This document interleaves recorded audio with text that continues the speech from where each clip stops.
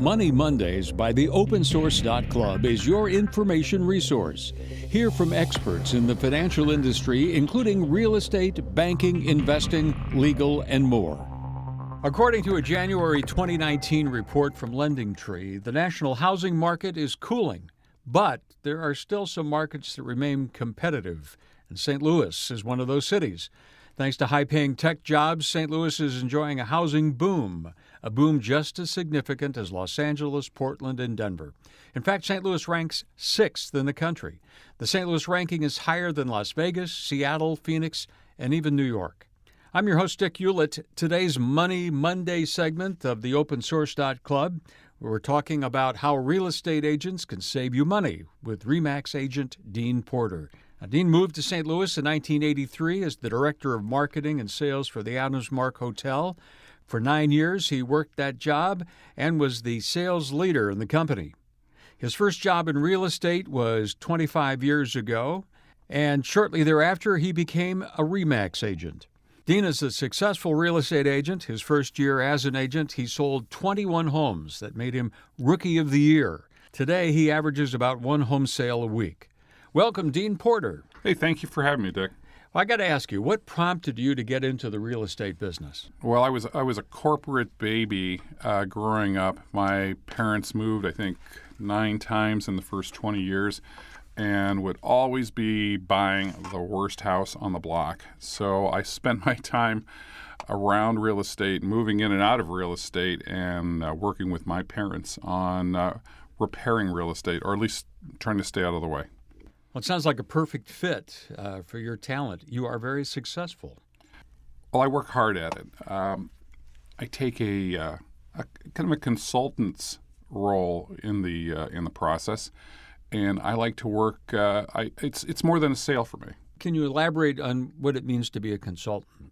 A house sale is probably the most important thing, or purchase is important and the biggest expenses that somebody is doing in their life, and they may do it many times. So I don't take it lightly.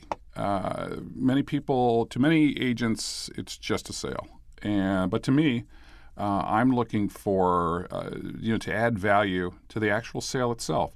So when I go out with somebody, I usually spend sometimes half an hour, sometimes all day, getting to know the people and asking questions that is going to make their move or relocation a better thing for them. We talk about where they want to live, what type of lifestyle they have, what they want to do after work, which is incredibly important because it's not all about work. We talk about if they have family needs, things that they do as a family. We talk about financial situations. And in many cases, we start talking about what their long-term financial goals are, because obviously real estate has made people money over the years, and if you're prepared to do it and you're thinking about it in front, you can plan your work and work your plan, and it'll be a very effective tool for you. It sounds like an incredibly smart way to get into the real estate market. It's proved beneficial to me. I have about a 95% return or referral rate. Over the years, I've sold over 1,500 homes. And most of the cases, that is to people that were referred to me by people that I had worked with in the past. That's very impressive. Yeah, a good real estate agent can be invaluable. I have probably on a weekly basis, I get calls. I must get 10 to 15 calls a week looking just for referrals for other partners. I've done enough rehabbing over the years that people call me for referral partners, from plumbers to electricians to people that can do things. And so I think I'm a valued source for past customers. Well, Dean, let's talk a minute about how real estate agents can save a home buyer or seller money. For sale by owner, or what they call FSBO, is huge for people who go that route. They're typically trying to save on agent commission fees. FSBOs are interesting. I think that what you find in what normally turns out is being a FSBO, in most cases, not all cases, but in most cases, costs that homeowner money. people have a tendency to live in the past markets, not specifically what's happening around them currently. And it's an evolving market. The market that is currently in St. Louis today is different even from last year. So when you're thinking about selling on your own, you have no background in what's going on in the market currently. Statistics aren't available to you. And reality is you haven't been out taking a look at hundreds, maybe in some cases thousands of homes during a 2 to 3 year period, seeing what's happening on the market, what's being presented, what that value is, how fast those things are selling. And unfortunately, many of us age in our houses in place. And it's a little bit like buying a brand new car. After 20 years, it may look like the same car, but it's not. And so many FSBOs, they price it to the tops or farther in the market because they think it's theirs, and it has that extra value just because of that, and they end up not selling. About 90% of FSBOs go back on the market later with an agent, but by that time they've paid extra taxes, extra interest. They've frustrated themselves with the inability to sell it. They've tried to show up for people. People didn't show up for them. They've had bad situations where they have contracts that come through for people that are financially incapable of doing it. In many cases, they just tied themselves up, and it costs thousands and thousands of dollars. So in the end run, if you have an agent, it's priced right. You have somebody who is representing you, showing the property, and vetting people. You're way ahead of the power curve. It's an involved process.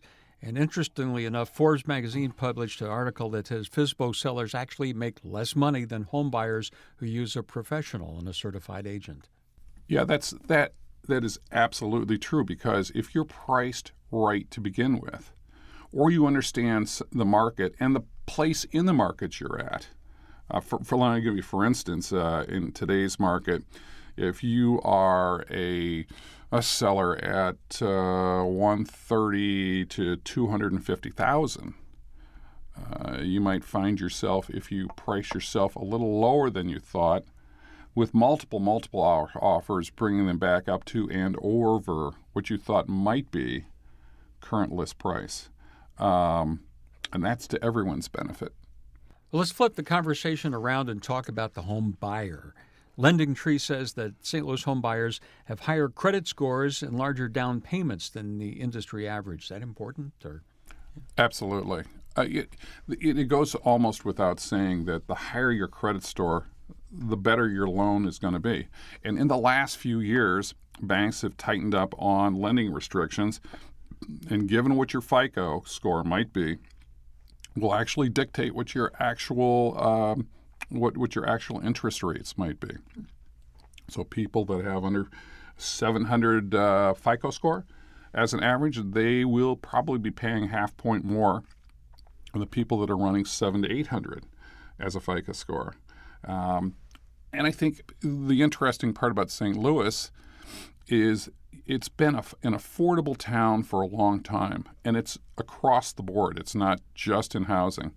And I think that with competitive wages around here, it's allowed people to save more, and with the competitive pricing within the city or within the city and county regions, people are able to put more down, not only because they've saved more, but because the housing pricing is less. So even though you may be making the same money that you would make in a higher cost area, with the lower cost of the housing itself, it allows you to actually put a bigger chunk down. And actually, at that point in time, that saves people money, absolutely, time and time again. So that is one of the things that you see: affordable housing, affordable lifestyle, and that ability to save more because of it, which allows you to put more down, makes people be able to afford more and make it a less expensive part of their total income. It makes a lot of sense. What do you want people to know about you and what you do? I'd like to have people know that their interest is my interest. And what I'm saying like that, no matter whether you're buying your first time home, and are trying to figure out how that is going to effectively work for you and your kids coming up, that's of great interest to me. If you're downsizing and you're trying to get out of that 5,000 square foot mini mansion, that's of interest to me. And I'm really not really satisfied until we've met the goals that we set together. It is not just about a sale. My customers would tell you, I don't care when it happens. It's that it happens, and it happens on your terms. And I think I bring that. I bring, like I said, a consultative approach to it, and I bring a tremendous referral base for almost anything, almost contractors, places, you name it. That's what I try to do. Everyone seems to be doing stuff on the internet with housing and buying and whatnot. What's the story on the internet alone? That's a great question, because 96% of the people looking for or wanting to sell real estate today are start their search on the internet itself. And while there's some great websites out there, many of us have used Zillow, Trulia, Realtor.com, ReMax.com, all great sites. And they all give you much more information than you could ever have gotten before. However, so many people, they look at, okay, we're going to use a Zestimate as religion to what their homes might be worth or what the house that they're looking at might be worth. Nothing probably could be further from the truth. Your house is not an algorithm. Anybody who's done, and anyone who's done online dating knows that a picture isn't necessarily what you get. And so when you're looking at his estimate, you're not necessarily looking at the total picture. It's not just square footage, and it is not just what color the paint is. And it takes really a great real estate agent or an appraiser to come through there and take a good look at it, which is one of those reasons why it is so tough for somebody who's wanting to sell their house on their own or somebody who is buying a house to actually know what something might be worth. It's just another reason that having a good real estate agent who's looking out for your best interest, somebody who does a lot of business, makes tremendous sense when you go out and you buy or sell a house. The other thing that's confusing to me sometimes, and I recently have bought a house, is the loan process and mortgages. For many people, and particularly first-time home buyers, you have a wide variety of things that you see advertised. Most people don't even understand that just because things are being advertised as a 15-year loan or a 30-year loan, your bank and your lender can customize your loan to any type or any number that you want. You want to do it for 22 and a half years, that could be amortized. You might find that your financial situation says, hey, for $150 less or $150 more a month, which is no big deal at the time, I can cut my loan from a 30-year loan to a 20-year loan.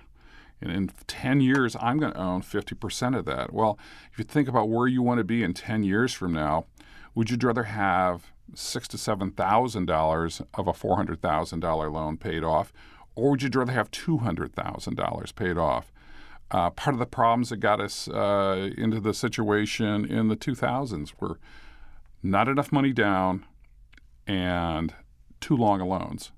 And if you think about that, it makes perfect sense. And so when we talk about financial planning, we want to talk about types of loans. You're going to hear people talk about conventional loans. They're going to talk about adjustable rate mortgages.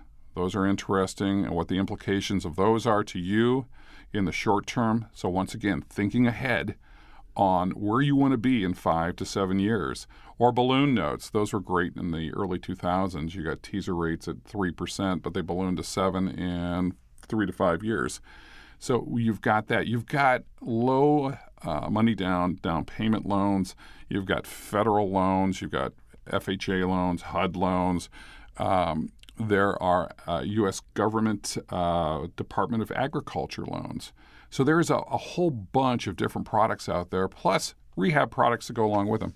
So a really good agent, again, is going to walk you through some of those, and we'll be working with a great set of, maybe not one, but a great set of lenders to be able to help the customer get to where they need to be. You know, I have something that occurred to me. There are a lot of people in the baby boomers, and they're getting older, and they've been living in the same house for 20, 30 years or something, and they figure, well, what am I going to do now? That's probably not uncommon. Yeah, I see it every day.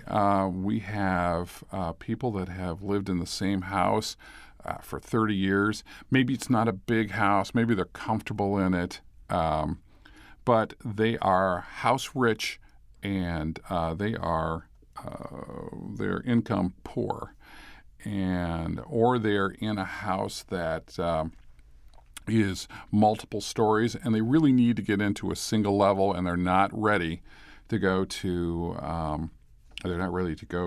assisted living or any type of critical care possibilities here. So, there is, and it got a bad rap in the 2000s, but there's a new reverse mortgage out that I would encourage people that are listening to this, that are thinking about it, to talk to a qualified advisor on, and it will allow them to purchase and basically not make payments on it, and have the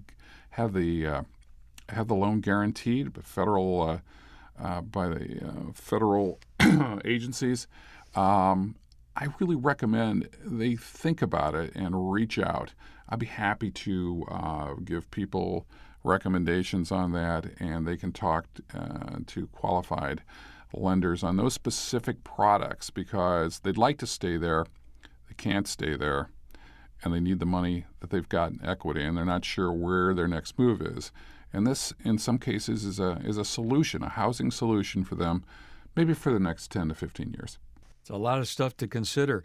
How does a potential customer reach you? A customer can get a hold of me. People that are interested in talking, they can get a hold of me, one, on my email, which is DEANRICHAR, looks like Dean Richard without the final D on it, at AOL.com, or they can text me on my cell phone, which is 314-503-1120.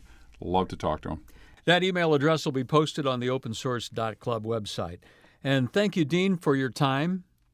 You've provided some really valuable information. The custom mortgage option, understanding a customer's goals before selling them a house, and the fact that a lot of key information cannot be gained from internet real estate services alone. This was Money Mondays by the opensource.club. Find our shows on the web, social media, and RSS platforms. Thanks for listening.